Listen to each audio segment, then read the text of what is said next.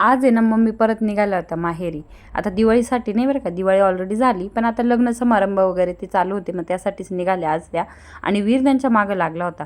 तर नमस्कार मंडळी, मी अश्विनी तुमचं पुन्हा एकदा स्वागत करते माझ्या या नवीन ब्लॉगमध्ये. आता काल आहे ना काही ब्लॉग बनवला नव्हता बरं का, कारण आहे ना खूप बोर झालं होतं, नवीन काही चालूच नाही, तर काय रोज तो ते दाखवा म्हटलं, काय तुम्ही बोर व्हायचे आणि मी शूट करायला पण बोर झाले होते. आणि त्यात आहे ना माझा ट्रायपॉड तुटला आहे, त्याच्यामुळं मग शूट करायला बराच प्रॉब्लेम येतो. तरी पण आज ॲडजस्ट केलं आणि थोडं शूट केलं. आता आहे ना मी चहा उकळला बरं का, पण त्यात आहे ना चहा पावडर टाकली नाही, नंतर चहा पावडर टाकून चहा बनवला. आणि माझं हे एनर्जी ड्रिंक आहे म्हणून मला संध्याकाळी लागतात. त्यानंतर वीरला आहे ना मस्त जेव घातलं. आता साहेबांची ना झोप झाली का थोडं टेन्शन लागतं, नुसती बडबड बडबड रडर चालू राहते, त्यालाच लादीगुदी लावून आहे ना मग मी त्याला जेव घातलं. आणि संध्याकाळी स्वयंपाक काय करावं, आता ही उसळ आहे ना 2 दिवसापासून मोडायला लावली, ती आज बनवण्याचा चान्स झाला. कारण आहे ना मम्मीला काय आवडत नाही उसळ, त्यामुळे त्यांना टाळटाळ केलं, मग आज त्या नव्हतं म्हणून उसळ करायला घेतली.